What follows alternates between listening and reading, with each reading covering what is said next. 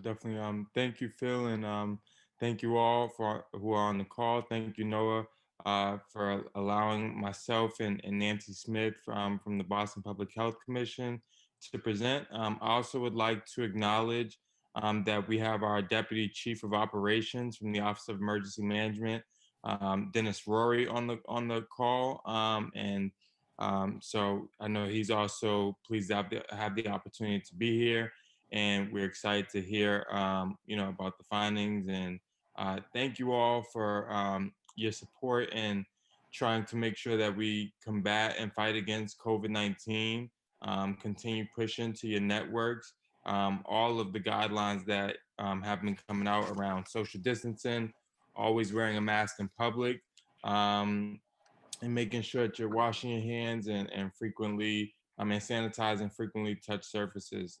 So without further ado, um, Nancy, I want to pass off to you to allow you to introduce yourself, and then I think Deputy Roy as well.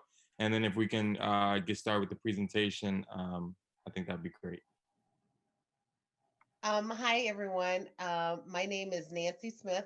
I'm with the Boston Public Health Commission, and I'm in a bureau that's called the Office of Public Health Preparedness. I won't go into the details because a lot of people actually say, didn't even know we had an Office of Public Health Preparedness, but I have spent a lot of my early moments with this department in East Boston, thanks to Dr. Atia Martin back in 2012. And meet Noah and many activists, Robin at that time. And so I've actually learned so much about East Boston because Dr. Martin said, you've got to go over there and learn East Boston because of the climate change that's happening very rapidly. And then this past, I think it was in April, I had a wonderful opportunity to meet the folks at East Boston. I actually participated with them on a COVID event that happened in Roxbury. And the first thing I told Mike was that I was so impressed because they showed up with their emergency preparedness vests and stuff. So I'm going to pass this back on to Chiron, and we'll be talking later on about the things that we've been doing in East Boston and around the city of Boston. Okay. Um, and then lastly, I just wanted to give a chance for Deputy Chief Dennis Roy just to say hello quickly. I think he can hear us. We can't hear him though. So I'm not sure. Maybe it could be the headphones. I'm not sure.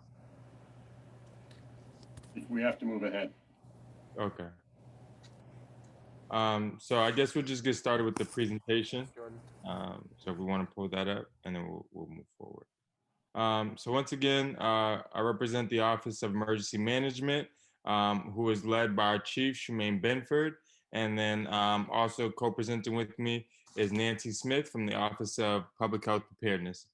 So first, we'll get started. I'll tell you guys a little bit about the Office of Emergency Management, and then Nancy will dive into a little bit about the Office of Public Health Preparedness. So the Office of Emergency Management, or as we call it, OEM, is we have a mission to enhance Boston's capacity to protect against, prevent, prepare for, mitigate, respond to, and recover from all emergencies, regardless of scope and scale. So we have a dual mandate in the Office of Emergency Management. We are obviously the City of Boston's primary emergency management agency and coordinating department, as well as the Homeland Security lead, administrative lead. In addition to that, we are also the fiduciary for the Metro Boston Homeland Security region, which is made up of 9 cities and towns surrounding the Boston area, including Boston, to make up, like I said, the Metro Boston Homeland Security region, which is how we attain the Urban Areas and Security Initiative grant, which comes out of the Department of Homeland Security and really funds a lot of our initiatives and being able to prepare for, mitigate, respond to, and recover from all emergencies impacting the city. Lastly, we're a part of the Joint Chiefs of Public Safety Cabinet for the city, which includes the police commissioner, the fire commissioner, the EMS chief, and then also our chief of OEM. So as I mentioned, the Metro Boston Homeland Security region includes not only Boston, but Brookline, Cambridge, Chelsea, Everett, Quincy, Revere, Somerville, and Winthrop.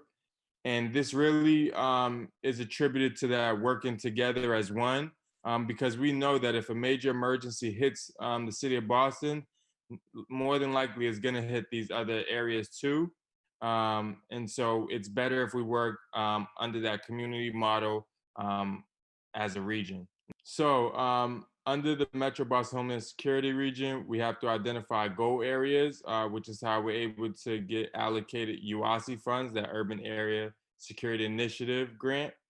And so, some of the goal areas are, you'll see on the screen, are safety and security, critical infrastructure protection, intelligence and information sharing, interoperable communications, chemical, biological, radiological, nuclear, and explosion response, medical surge, planning community preparedness, like what we're doing today, recovery, and cybersecurity, which we all know is huge due to like what we saw with the election and a lot of the reports that were coming out about that.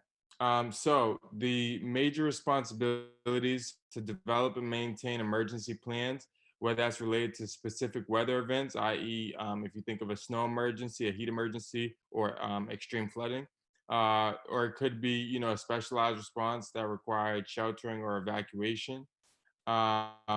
Logistics, we have equipment to support different emergency response functions and special events. If you've driven around the city, especially during the COVID-19 pandemic, we've had VMS boards around the city, which have been pushing COVID-19 messaging. We had some stuff around the election and other pertinent information to our residents. We have backup generators, light towers, and such, because you never know what you may need when responding to an emergency event. We also have our Emergency Operations Center, which is located in Roxbury, and that's really the hub for information sharing. We're always trying to do emergency preparedness within the community, because, as Rich said earlier, a lot of times if there was a major emergency, your neighbors, the people who live right around you, are going to be the first responders. And then we also do public information. So our Emergency Operations Center, as I said, is the hub for information sharing. We're communicating and information that's collected from the field across departments. This is how we also are able to quickly and efficiently do resource dispatching and tracking, as well as briefing city leadership during an emergency event. So emergency preparedness, we have web-based resources on boston.gov/emergency. That is our homepage. We also have our citywide community preparedness initiative, which is Ready Boston. And part of that is participating in events like this one, where we're able to promote how you can be prepared. And then we also have resources around where our emergency shelter locations are, and hurricane evacuation zones on our webpage. So, Ready Boston was really framed after the FEMA's Ready America initiative, and really focuses on an all hazards approach. So, with that, we have three pillars that we really like to promote for emergency preparedness, which is making sure that you have an emergency plan and that you go over that with your family members. We want to make sure that you have an emergency kit, and we also want to make sure that you're signed up for alerts. So, really quickly, just so you know, having a kit or a go bag is essential, and there is a difference. With the household emergency kit, that's really something that you're preparing so that if you had the shelter in place, you're able to survive and maintain. A go bag is really if you had to leave your house or your premise, you would still have all of the pertinent and major important items that you would need to be able to survive, i.e., it could be important documents, medication, hygiene, equipment and supplies, and things of the such. And then I'll pass it over to Nancy. Really nice about having this opportunity to have us present is that we present in the community all the time. One of the things that Chiron mentioned was the Homeland Security. The program that you're looking at, Get Ready, Be Safe, Stay Healthy, we have two programs. One is actually for Boston specific, and the other program is to support those other metro region cities that Chiron mentioned earlier. The Boston Public Health Commission has a vision that provides resiliency throughout the whole entire city. We are here to support all folks with all types of emergencies. This integrated public health and healthcare system makes sure that the community will fare better after emergencies and make sure that an equitable lens is always provided with human services during and after an emergency. Some of the programming that started here was in 2012, the Office of Public Health Preparedness did not have this community engagement group. Under the tutelage of Dr. Tia Martin, looking at the need for that whole community that Rich Sereno spoke about, this program was created. And through that program, Get Ready, Be Safe, Stay Healthy was designed. So you're looking at some of the most important things that the pillars of our program is get ready, be safe, and stay healthy. And along with that, this program has grown by leaps and bounds by being able to support other programs throughout different industries. And some of the things that some of the most recent one was just actually for a particular clinic that will be held for individuals that are getting eviction. One of the items that at the top that you see is a document holder, which we mentioned that earlier. And this document holder has actually been used globally. And I'm just going to just do a quick shout out real quick to some of the places that is actually provided services under. During Maria, this particular document holder was sent to St. Croix to help with documents with the animals being shipped out. And another part, well, that was actually St. John. And then in St. Croix, it was actually used with mothers putting their documents in for their children and their own paperwork. And then in the Bahamas, during Hurricane Dorian, it was used with the Haitian community in order for them to organize their documents. So locally and globally, that document holder has been traveling all around the world. So back this the information I'm providing right now with the 20,000 residents over the last 5 years. This is actually larger than that.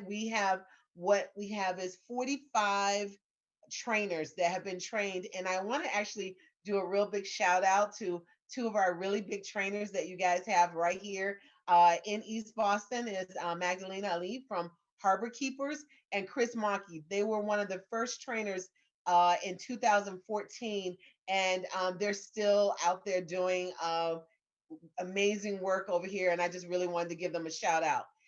So our program is very unique that is actually in 14 different languages and it's also in Braille and also MP3. So today, if you need to have this in Spanish or in any other language, you can just actually go onto our site and you can click down and get this document, which is great. And it's made it so accessible for everyone. So one of the things that we've talked about getting ready, being safe, and staying healthy is the end product is actually folks taking the pledge, and we're going to talk a little bit more about taking those pledges later, because I know that Phil said that we're running out of time, and so I'm going to just move a little ahead. One of the factors of getting ready is to be informed, and being informed means making a plan, building a kit, and getting involved. And what we're going to do is actually going to turn this back over to Chiron, where he's going to talk to you about what it is to be informed and looking at that amazing program that they have called Alert Boston. Thank you. So as we mentioned, one of the main pillars to being prepared after you've made your emergency plan and you built your kit is being informed, right? Being aware of when an emergency is happening and what steps you should be taking. And so our office has Alert Boston, which is the city's mass notification system. So in the event of a major emergency, you can be notified by phone call, email, or text. That is supported by the 11, languages that are predominantly spoken in the city of Boston. And in order to do that, You can go to boston.gov/emergency. Um, or if you want, you can do it through text message on your phone. If you open up your text messages and you create a new message and you type in the phone number 888-777, that's 888-777, and you send in the subject line the word alert Boston as one word, that will automatically sign you up to be able to receive text alerts um, from the city whenever there's a major emergency. This is just an example of if folks want to sign up through a text message, it's just a repeat of what I said. And then I'll pass it back over to Nancy. As you can see, the kit behind me has many pictures of the items that you would actually look at, some of the things that you would put in your own kit. You're actually going to be receiving a resource sheet that will actually tell a little bit more about how you can put your kit together. And so your kit should be made uniquely for you and your needs, and it actually explains more about that, and you'll get that in the resource paperwork, and you'll see the kit. The list is a list. You guys are going to get a resource that Noah's going to send out with all of this information. Getting involved is actually what you're doing also today, but we do have opportunities of people so that you can volunteer. And if you can't volunteer for the Boston Public Health Commission Reserve Court, please try to get involved with some of the other organizations in emergency preparedness. There's Red Cross volunteering, there's all types of volunteering that's going on. Being safe. We are just basically, I'm just going to run through these four pillars across the top. I'm not going to explain them just because of the time frame, but understanding your surroundings is one of probably the most important things that you need to do during an emergency, and paying very close attention to the information that's going to be provided by those that are assisting you, and making sure that you stay safe. Keeping your food and water safe is very important. Learning a basic health skills. There's CPR classes that have been offered in East Boston, and I know that there's actually some upcoming virtual classes that they're looking into, which we will definitely make sure you guys get information on that. And also car safety. If you do have a car, making sure that you have actually prompted for the winter months. This is probably one of the biggest pieces of the Boston Public Health Commission program. Um, Public health and staying healthy is probably one of the best things that you can do for yourself before and during and after an emergency. Taking control of your everyday health is one of the best things that you can do in order to prepare for any situations, such as even with the pandemic, is what you're doing now. People need to actually congratulate themselves on being able to be resilient during this period of time that none of us knew was going to happen. And these communities have actually jumped up and done amazing work. But you have actually put the E in emergency that made it successful. And Chiron, I'm going to pass it off to you so we can close it out. Yep, thank you. Sorry, guys. So thank you. So once again, part of being informed is, social media is one of the tools that we have at our disposal in addition to our website. So we encourage you to follow us on Twitter, Facebook, Instagram, next door. And our handle for Twitter is at Alert Boston. For Instagram, it's at Boston OEM. And then Facebook is City of Boston Office of Emergency Management, and it's the same for next door. Normally, when you follow us on social media, we also do try to use colors as a way to signify kind of emergency status. So whenever you see this blue hue with a post, it's normally an awareness post. There's no threatening emergency, but we do want you to be aware of the steps you should be taking and how you can be prepared. Red is really for when we hit that emergency state. This is telling you about the actions that you should be taking. So please just be aware of that, that we also do try to use that as a way to signify our status. And as we close out, I want to thank you on behalf of the Office of Emergency Management. I would also add that when you're making your emergency kit or your go bag, Please, please, please remember to include any of your important documents. That could be, health information, bank statements, insurance papers, identification, all that kind of stuff. And really go to boston.gov/emergency to get that full list of things and supplies that you have. As Nancy mentioned, it will have to be unique to you. Everybody has a little bit different needs, but at least that general list will be a good way to get you started. And thank you.